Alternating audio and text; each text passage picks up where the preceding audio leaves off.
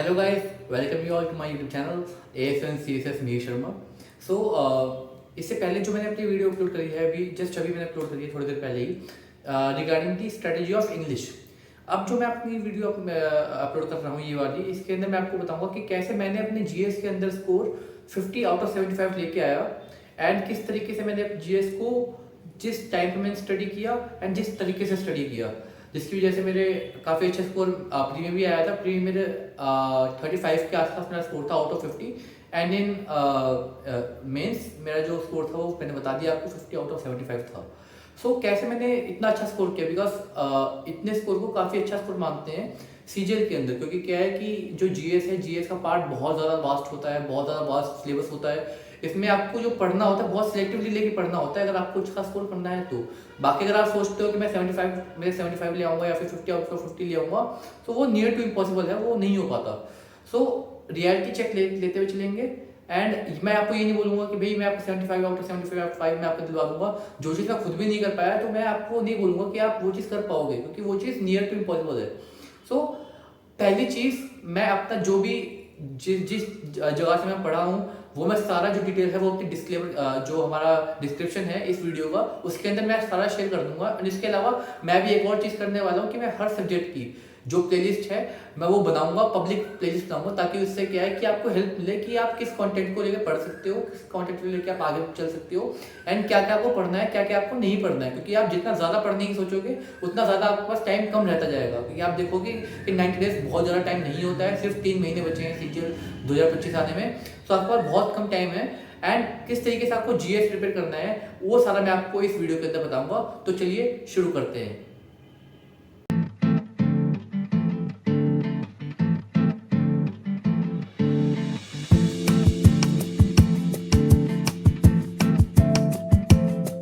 तो दोस्तों, अब जब इस वीडियो की शुरुआत करते हैं तो पहली चीज़ मैं आपको ये बताऊं कि मैंने किस तरीके से अपना GS प्रिपेयर किया था। सितंबर में मेरा जो प्री था 2024 के अंदर वो शेड्यूल्ड था एंड सितंबर में ही मेरा एग्ज़ाम हुआ था। सितंबर के अंदर एग्ज़ाम हुआ था तो मैंने सितंबर से 1.5 महीने पहले, यानी कि आप ये लेके चलिए कि अराउंड 50 डेज पहले मैंने अपने GS को पढ़ना शुरू किया था। एंड इसके पीछे कारण क्या था? इसके पीछे जो सबसे बड़ा मेजर कारण था वो था GS का ऐसा होना कि भाई GS का आप GS को पढ़ नहीं रहे हो, सिर्फ GS के अंदर आपका कोई एनालिटिकल थिंकिंग या फिर आपकी कोई प्रॉब्लम सॉल्विंग नहीं लग रही है उसके अंदर आपकी, उसके अंदर बेसिकली आपकी नॉलेज चेक हो रही है। GS कंप्लीटली नॉलेज बेस्ड होता है। GS के अंदर आपका नॉलेज अगर आपको है देन आपका क्वेश्चन हो जाएगा। अगर आपके पास नॉलेज नहीं है उस पर्टिकुलर पार्ट के रिगार्डिंग, अगर आप चाहे तो हिस्ट्री हो चाहे ज्योग्राफी हो, अगर आपको उसकी नॉलेज नहीं है पर्टिकुलर चीज़ की, तो आप उस क्वेश्चन को नहीं कर पाओगे। सिंपल सॉर्ट ऑफ फॉर्मूला है इसका कि अगर आपको आता है तो आपको करना है, अगर आपको नहीं आता तो आपका नहीं होगा। सिंपल सी बात है। इसके लिए आपकी नॉलेज बेस जितनी लिमिटेड रहे, क्योंकि क्या है कि CGL का जो पैटर्न है जो मैंने खुद से स्टडी किया है एंड परमार सर का भी यही उनका ओपिनियन है अबाउट दी स्टडीज कि भाई जो GS के अंदर पार्ट पूछा जाता है वो जनरली PYQ से पूछा जाता है। PYQ से पूछा जाता है एंड PYQ में भी ये नहीं कि PYQ का same to same question copy paste हो गया। PYQ के अंदर जो क्वेश्चंस आ रखे हैं उसके इर्द गिर्द जो चीजें हैं, लाइक जो उनके ऑप्शंस हो गए, उनके ऑप्शंस में से ही कोई नया क्वेश्चन फ्रेम करके CGL में SSC पूछ लेता है। तो वो चीज़ आपको कैसे टैकल करनी है वो मैं आपको बताऊंगा। पहली चीज़ आपको क्या करनी है कि अगर आपके पास ल्यूसेंट बुक नहीं है तो आप ल्यूसेंट बुक ले लीजिए, ठीक है। मैंने अपने एक दोस्त से ल्यूसेंट बुक ली थी, सेकेंड हैंड ल्यूसेंट बुक ली थी एंड मैंने क्या किया था, हर पोर्शन के अंदर उसमें सारे पोर्शन दे रखे हैं आपके ज्योग्राफी, हिस्ट्री, आपका जो पॉलिटिकल साइंस है वो दे रखा है। उसके अलावा मतलब पॉलिटिकल साइंस बेसिकली पॉलिटी की बात कर रहा हूँ मैं। एंड उसके अलावा जो आपका साइंस पोर्शन है, साइंस पोर्शन काफ़ी अच्छा है ल्यूसेंट का। अगर आपको पढ़ना है तो आप साइंस को बाकी जगह से ना पढ़ के आप सिर्फ ल्यूसेंट से ही साइंस को पढ़िए, 2-3 बार रिवीजन कीजिए ल्यूसेंट का और आप नोट्स बनाइए खुद से। मतलब ल्यूसेंट के अंदर जो चीज़ लिखी है उसके भी आप खुद अपने अलग से नोट्स बनाइए कि जो डेट्स दे रखी हैं, क्योंकि काफ़ी फैक्ट बेस्ड पेपर आया था जब हमारा मेंस आया था 2024 का, तो उसमें काफ़ी फैक्ट बेस्ड क्वेश्चन आए थे साइंस के पार्ट में से। तो आपको फैक्ट बेस्ड क्वेश्चन के लिए भी आपको प्रिपेयर रहना है एंड जो नॉलेज बेस्ड क्वेश्चन है उसके लिए भी प्रिपेयर रहना है खुद के लिए। तो पहली चीज़ क्या करनी है आपको, जो साइंस वाला पार्ट है आपका, उसके लिए मैं आपको हाईली रिकमेंड करूँगा कि आप ल्यूसेंट को 3 से 4 बार रिवाइज कीजिए। रिवाइज का मतलब ये, पहली चीज़ आपको थॉरो रीडिंग करनी है एंड जब आप फर्स्ट थॉरो रीडिंग करोगे तो उसके बाद आपको शॉर्ट नोट्स बना लेने हैं। देन आपको क्या करना है, सेकंड रीडिंग करनी है दोबारा लूसेंट से, थर्ड रीडिंग दोबारा लूसेंट से करनी है। एंड जब आप फोर्थ बार रिवाइज करोगे तो फोर्थ बार आपको रिवाइज करना है अपने नोट्स से, जो आपने शॉर्ट नोट्स बनाए हैं उन साइंस के पोर्शन के, तो उसको आपको अपने नोट्स से प्रिपेयर करना है, जिससे क्या है कि कम टाइम लगेगा आपकी रिवीजन के अंदर, एंड आपका मैक्स टू मैक्स चीज़ें कवर होती चलेंगी। साइंस के बाद आपकी बात आती है कि स्टैटिक पार्ट हो गया एंड आपका जो अदर पार्ट हो गया, जैसे आपका हिस्ट्री हो गया, ज्योग्राफी हो गया, पॉलिटी हो गया, उसके अलावा इकोनॉमिक्स हो गया। तो इन सब पार्ट्स को लेके आपको क्या करना है कि आपको 2 रीडिंग करनी है, बस ज़्यादा नहीं, सिर्फ 2 रीडिंग करनी है, ताकि आपकी बेसिक अंडरस्टैंडिंग बन जाए अबाउट दी सब्जेक्ट, चाहे तो हिस्ट्री हो, चाहे वो ज्योग्राफी हो, चाहे वो कोई भी सब्जेक्ट हो। आपको जब आपकी बेसिक अंडरस्टैंडिंग बन जाएगी, आपको एक नॉलेज मिल जाएगी, जो इनिशियल नॉलेज रिक्वायर्ड होती है जीएस के अंदर, अगर आपको वो मिल जाएगी with the help of the readings of Lucent, then आप क्या कर सकते हो, आप मूव फॉरवर्ड करके आ सकते हो परमार एसएससी के यूट्यूब चैनल के ऊपर। अब परमार एसएससी के यूट्यूब चैनल के ऊपर आप कैसे पढ़ोगे?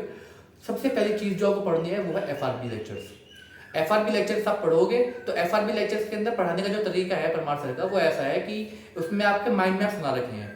माइंड मैप से आप पीडीएफ डाउनलोड कर सकते हो सर के यूट्यूब चैनल से, या फिर सर के जो ऐप है परमार एकेडमी का, उसमें भी सर ने माइंड मैप अपलोड कर रखे होते हैं। तो आपको क्या करना है कि माइंड मैप्स को डाउनलोड कर लेना है, या फिर डाउनलोड नहीं भी करते हो तो आपको पहले तो लेक्चर देखना है। पहले आप लेक्चर देखो किस तरीके से माइंड मैप के थ्रू सर ने समझा रखा है।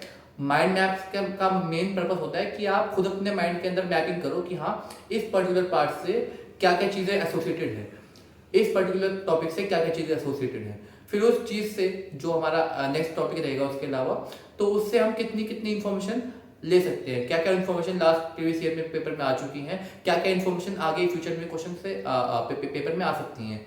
सो इस तरीके से सर ने माइंड मैप्स में पढ़ाया है। जब आप एफआरबी लेक्चर्स देखोगे, पढ़ोगे, तो आपको समझ में आएगा कि वो कितने इंपॉर्टेंट है, कितना आपको ईज करते हैं नॉलेज गेन करने में of every subject. So mind maps वहाँ पे हर तरीके के हैं, इवन दो स्टैटिक जीके के भी वहाँ पे माइंड मैप्स हैं।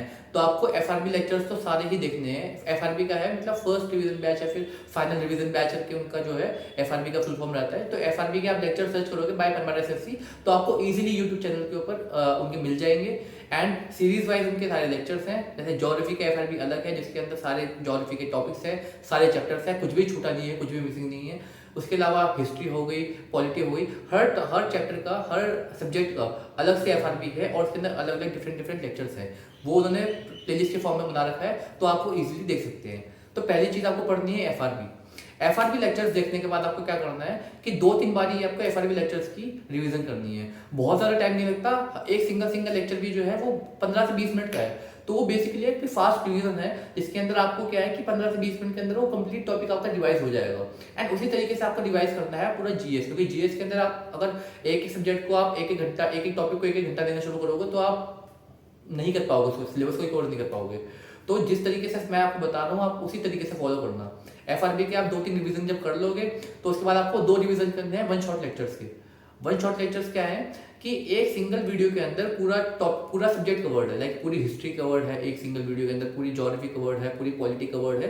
तो इस तरीके से आपको वो सिंगल 1 शॉट लेक्चर जो है वो एफआरबी के बाद देखने हैं। उससे क्या रहेगा कि आपका जो नॉलेज है वो नॉलेज आपके अंदर पूरा कंप्लीट आ जाएगा, आपको हर चीज़ की नॉलेज हो जाएगी, जो प्रीवियस ईयर में पूछ रखा है, जो आपको रिक्वायर्ड नॉलेज होनी चाहिए, जितनी कंसाइज आपको नॉलेज होनी चाहिए to tackle any of the question in the GK part in SSC CGL exam, that will be more than enough for you to write down any answer which will help you getting the more marks in GS section. इसके बाद हम बात करते हैं कि हमारा जो हमने 1 शॉट लेक्चर्स कर लिया। 1 शॉट लेक्चर्स करने के बाद हमको अगला पार्ट क्या करना है।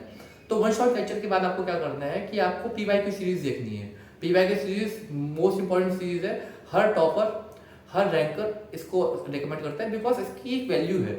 वैल्यू क्या है इसकी, क्योंकि जो सरकार पढ़ाने का तरीका है परमार सर का वो ऐसा है कि वो पहले पीवाईक्यू पे जाते हैं, पीवाईक्यू में जो क्वेश्चन आ रखे हैं वो पढ़ाते हैं, 4 ऑप्शन दे रखे हैं वो पढ़ाते हैं। उन 4 ऑप्शन से पहले हम वो ये समझाते हैं कि आपको किस तरीके से आंसर मार्क करना है, आंसर तक पहुंचना कैसे है आपको। वो जो तरीका है ना वो आप धीरे धीरे करके पीवाईक्यू में सीख जाओगे। उसके बाद क्या होगा कि जब आप वो तरीका सीख जाओगे तो उसके बाद बचेंगे बाकी 3 ऑप्शन, जो कि फ्यूचर ईयर में उनसे क्वेश्चन बन सकते हैं। एंड मोस्ट हाई प्रोबेबिलिटी होती है कि वो उन 3 ऑप्शन में से ही कहीं ना कहीं पे इन फ्यूचर क्वेश्चन पूछा जा सकता है आपसे। तो आप क्या करोगे, अब पीवाईक्यू के अंदर जो 30 लेक्चर्स होते हैं, पीवाईक्यू पे ज़्यादा लेक्चर्स नहीं होते हैं। एंड सेम चीज़ है निट्टो के अंदर भी आपके 30 लेक्चर्स होते हैं। सो आप क्या करना है, PYQ जो सीरीज है उसके अंदर हर लेक्चर को आप देखना, उसके अंदर जो आपका जो क्वेश्चन है वो देखना, एंड उसके अलावा जो सर अदर इन्फॉर्मेशन जो पढ़ाते हैं उसके अंदर उसके ऊपर भी ध्यान देना। ये नहीं कि सिर्फ सर ने जो क्वेश्चन बता दिया उसका आंसर बता दिया बस बात खत्म है वहीं पे।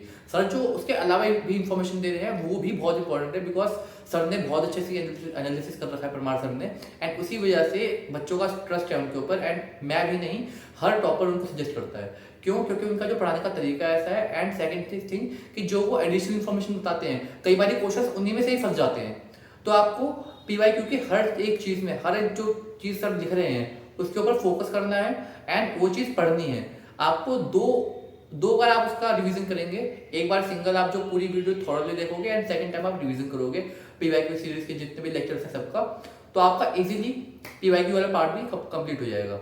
उसके बाद बात आती है निटो सीरीज की।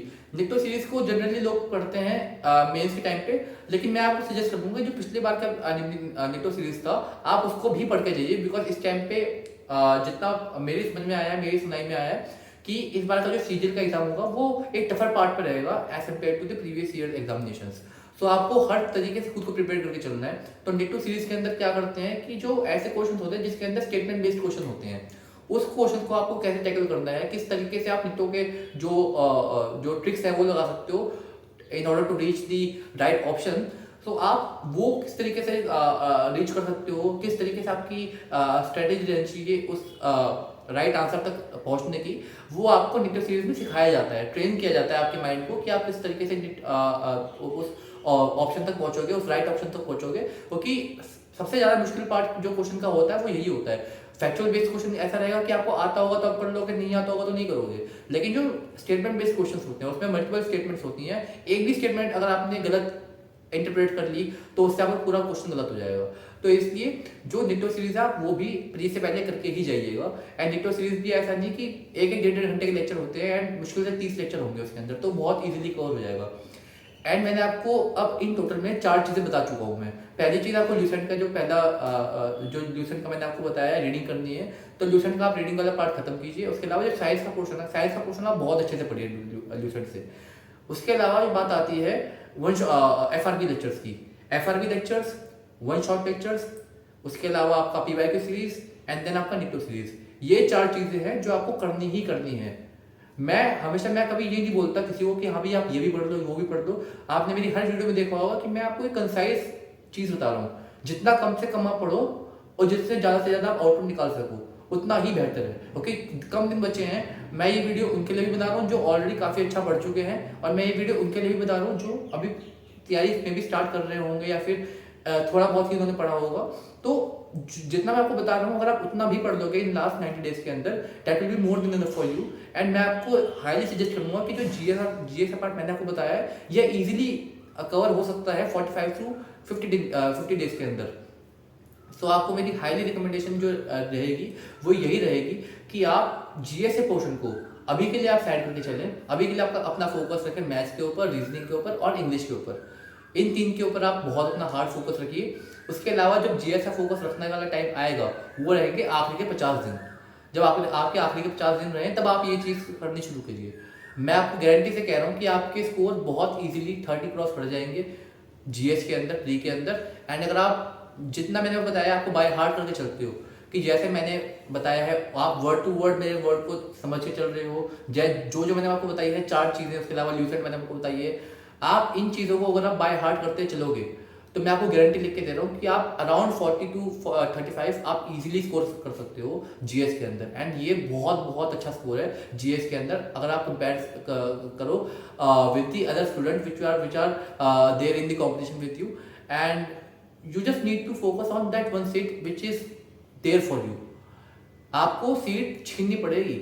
आप ऐसा नहीं है कि आपके लिए सीट है और आप बस पढ़ रहे हो, काम चल रहा है, नहीं, आपको मेहनत करनी पड़ेगी उसके लिए, एंड आपको दिन रात लगना पड़ेगा।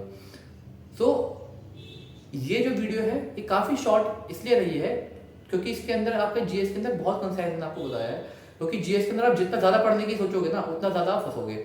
लोग पूछेंगे कि सर आपने करंट अफेयर्स का तो बताया नहीं कुछ। क्योंकि करंट अफेयर्स का मैंने आपको इसलिए नहीं बताया क्योंकि करंट अफेयर्स जब आप PYQ लेक्चर्स देखोगे ना तो उसी में आपको जो परमार सर है वो खुद ही बता देंगे कि आपको करंट अफेयर्स पढ़ने हैं या फिर नहीं पढ़ने हैं। बिकॉज SSC का जो करंट अफेयर्स का पार्ट है वो इतना ज़्यादा वियर्ड है कि वो लोग 3-4 साल पहले के भी करंट अफेयर्स पूछ लेते हैं। रिसेंट का तो आज तक उन्होंने कभी करंट अफेयर्स पूछा ही नहीं है। तो अगर मैं आपको बोल दूं कि पिछले 6 महीने का करंट अफेयर्स पढ़ लो, पिछले 10 महीने के करंट अफेयर्स पढ़ लो, पिछले 12 महीने के करंट अफेयर्स पढ़ लो, तो उसका कोई तुक नहीं बैठता, उसका कोई सेंस नहीं बैठता। तो इसलिए मैं आपको अभी के लिए करंट अफेयर्स अवॉइड करने के लिए कह रहा हूँ, क्योंकि उसके 2-3 क्वेश्चन आएंगे ज़्यादा से ज़्यादा। अगर आप उनको छोड़ भी दोगे तो आपका मेन फोकस रहना चाहिए जो मेन जीएस है उसके ऊपर। मेन जीएस के ऊपर आप फोकस करके चलोगे, मेन स्टैटिक जीके के ऊपर आप फोकस करके चलोगे, तब आपका इजीली 35-40 स्कोर पहुंच जाएगा।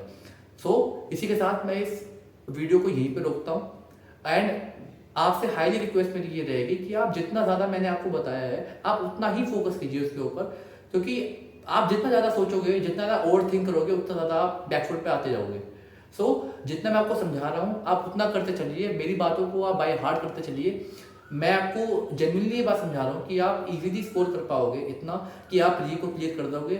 और आप जीएस का जो आप जो मेंस है, मेंस के अंदर आप 340 से ऊपर आप इजीली स्कोर कर पाओगे। एंड 340 से ऊपर स्कोर करते हो तो आपकी 100% नौकरी फिक्स है सीजीएल के अंदर। तो आप इजीली टारगेट करके चलो अपने गोल्स को, अपने ड्रीम्स को, जो भी आपने ले रखा है, चाहे तो इनकम टैक्स इंस्पेक्टर का है, चाहे एएसएन सीएसएस का है, चाहे एएसएन एमईए का है, आप 100% उसको अचीव कर लोगे। डेली मैनिफेस्टेशन करो कि हाँ आप कर सकते हो, क्योंकि इससे आपके अंदर पॉजिटिविटी आएगी। एंड जितने ज़्यादा पॉजिटिव रहोगे उतना ज़्यादा आप डेली अपने टारगेट्स पूरे कर पाओगे। एंड जब आपके डेली टारगेट्स पूरे होंगे तो इनर मोटिवेशन आएगी, आपको बाहर की मोटिवेशन की ज़रूरत नहीं पड़ेगी। एंड आपके पास डिस्ट्रैक्शन बहुत कम रहेंगे। जितने ज़्यादा कम डिस्ट्रैक्शन रहेंगे उतना ज़्यादा आप अपने गोल के पास आते रहोगे। सो इसी के साथ ये मेरे कुछ आखिरी के आपके पास आपके लिए वर्ड्स थे। And thank you so much. I request you all to please share this video as much as you can with your fellow SSC CGL students. And thank you so much. Jai Hind, धन्यवाद।